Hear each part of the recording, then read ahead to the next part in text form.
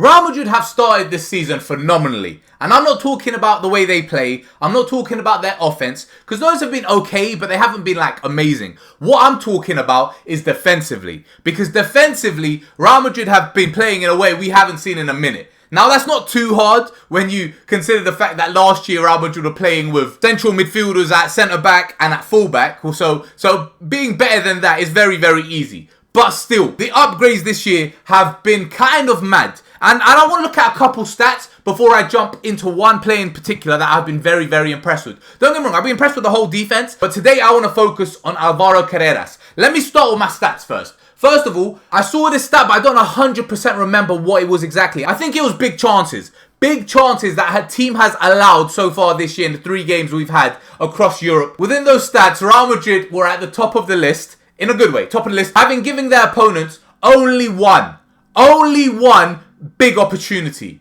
That's it. One big opportunity. Over 3 games, one big opportunity is a bit mad. Now again, I'm not 100% sure if it said big opportunity or key chance or what it was, but it was something along those lines. But Real Madrid was at the top of the list with the fewest, which is 1. And that is phenomenal. The next stat I have, and this one I actually have fully in front of me, is that Xabi Alonso's Real Madrid have only allowed 17 shots in the first 3 La Liga games, which is the lowest tally by a manager and his team since Pep Guardiola in 2008. Now, everyone talks very, very highly and very, very fondly about Pep Guardiola's Barcelona. They won the 6-peat, didn't they? Or the 6-tuple, whatever it's called. They won those trophies, right?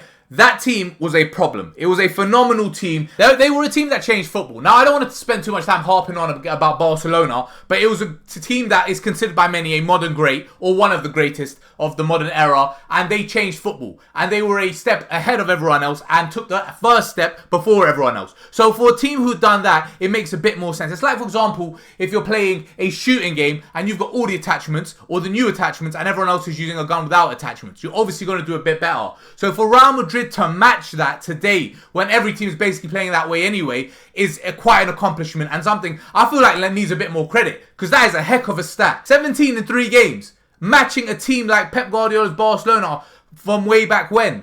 That's kind of mad. But enough about all of that. Let's jump into talking about the main man himself, Alvaro Carreras. Because I have to be honest, I'm gonna keep it 100 right now and be fully truthful.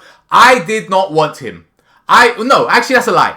It's not that I didn't want him. I didn't think it was worth paying 50 million for him. I did not want to pay 50 million for this guy. Let me explain why. This guy, even though he was in our youth team, even though Carreras was in our youth team, he got moved to Man United. Now, I don't know his exact career path, and it's not really that important, but he was at Man United, and he was in their youth team for a while, and he never made a senior appearance with the first team, but he was with them, and he was apparently really good. From what I've seen and heard, he was apparently really good, and they had very, very high expectations of him, and he even won the Under-23 Player of the Year, I think.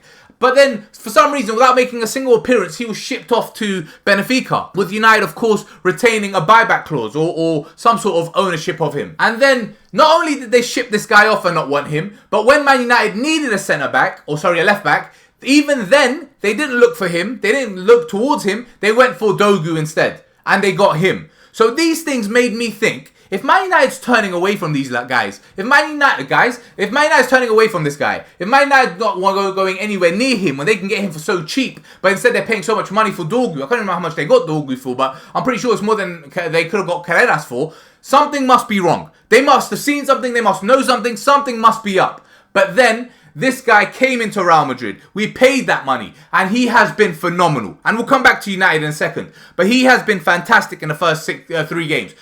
To be fair, he hasn't really had a proper challenge on that side of the pitch, on the left side of the pitch. But he's still, whatever's put in front of him, that's all he can deal with. And whatever has been put in front of him, he has dealt with phenomenally. And then also on top of that, Xabi Alonso. Xabi Alonso said in the last game, after Real Madrid's last game before the international break, he said that we wanted Alvaro Carreras for a while. I have been following him for a while. He is a player that can do everything very, very well, and we are very, very happy to have him. We even wanted him before the Club World Cup. We wanted him for the Club World Cup, but that was unfortunately unable to happen. But we're glad that we were able to get him now. That in itself, that quote and what Xabi Alonso said, gives me so much faith and so much trust in this guy. Because if my team's manager is out here saying, this is the guy we wanted, and this is why we wanted him, and this is what makes him so good, then as a fan, all you can say is fair enough. Because clearly your scouting team, and Real Madrid's scouting system have seen something and know something, and there's a reason you not only coughed up big bucks for him, but you wanted only him. Which leads me back to my Man United point. Man United are hardly, and I didn't think about this at the time, but Man United's hardly the best club in the world to rely on when it comes to transfers. Their business over the years has been abysmal. It's actually been abysmal. They constantly are buying players that aren't working out, or they're buying players for managers, and then the new one comes in and they don't want these guys, and then they want to get rid of them, and then they end up making a loss. So I really shouldn't have put that much faith in Man United not wanting him, but I did. It's the only thing I had to go off, and I put a lot of faith in them.